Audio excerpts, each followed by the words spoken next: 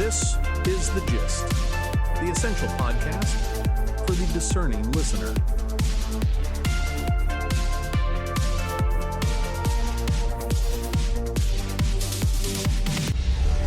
Welcome to The Gist. I'm John. And I'm Mary. It is Thursday, August 13th, 2026.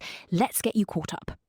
We start with the gist view. Today we are looking at the business of artificial intelligence. Anthropic is a major artificial intelligence startup. They make the popular Claude chatbot. Right now, investors are targeting an October IPO, an initial public offering for the company. The valuation? $2 trillion. And they project up to $120 billion in yearly revenue. According to the Financial Times, that would surpass SpaceX's recent record. It would be the biggest IPO in history. This tells us something huge. Frontier artificial intelligence is no longer a software game. It is a heavy infrastructure industry. Exactly. To build these elite artificial intelligence models, you need massive data centers. You need power. You need specialized hardware. Take Ace United States, for example. The Taiwanese hardware giant just raised its 2026 growth targets. Why? Because global demand for artificial intelligence servers is relentless. Let's look at who benefits here. Tech giants are funding these massive data centers because the extreme cost creates an unbeatable moat. It is a financial fortress. A lean startup in a garage cannot afford a billion-dollar server farm. Open source challenges get locked out. The massive hardware costs naturally consolidate the market. We are watching the birth of a mega-cap oligopoly, a market controlled by a few very rich incumbent players. It is like building railroads. You can't just design a better train. You have to buy the steel and lay the tracks. There is a silver lining. Artificial intelligence efficiency is improving fast. Future versions will need much less computing power. But for now, cash is king. Let's move to the global overview. The shift to heavy industry isn't just happening on Earth, it is happening on the moon. Lunar Station Corp is a space analytics startup in Massachusetts. They want to extract resources straight from the lunar surface. They are using 60 years of NASA data to pinpoint lunar water ice, iron and titanium. Why dig on the moon? Because launching heavy materials from Earth costs an absolute fortune. If you want to build a landing pad on the moon, it's cheaper to use local dirt. Think of it like camping. It is much easier to forage for firewood than to carry heavy logs in your backpack. Exactly. And just like artificial intelligence, this shows a massive shift. Frontier tech is moving away from cheap software models. It is moving toward heavy physical infrastructure and huge capital deployment. Back on Earth, let's talk about social media. Meta is busy deleting accounts in Australia.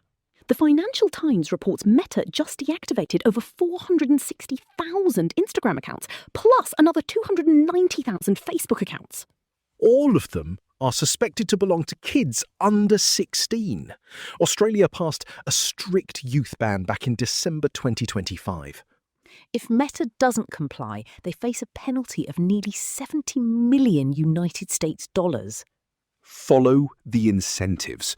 The ad revenue from those teen accounts is no longer worth the massive legal fines. The choice for Meta was simple math. Turning to the European perspective, let's look at Ukraine and the politics of grain. Russian missile strikes have severely restricted Ukraine's ability to export agricultural goods by sea. So Ukraine has to move it over land.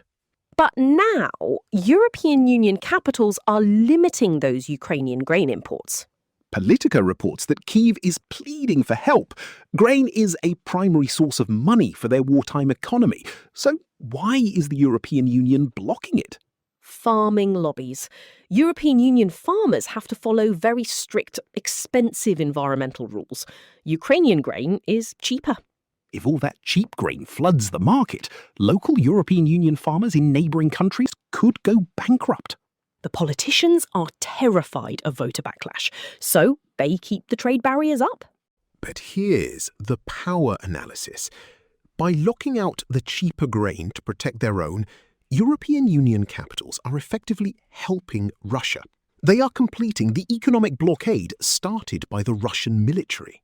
Next up, the metals that power the green transition.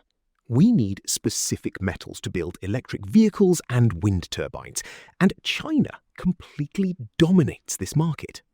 A new report from the Centre for Economic Policy Research explains why. The CEPR is a network of European economists. Their report shows China's power doesn't come from owning the mines. It comes from strategic investments in the factories that process the metals. It is like controlling the kitchen, not the farm.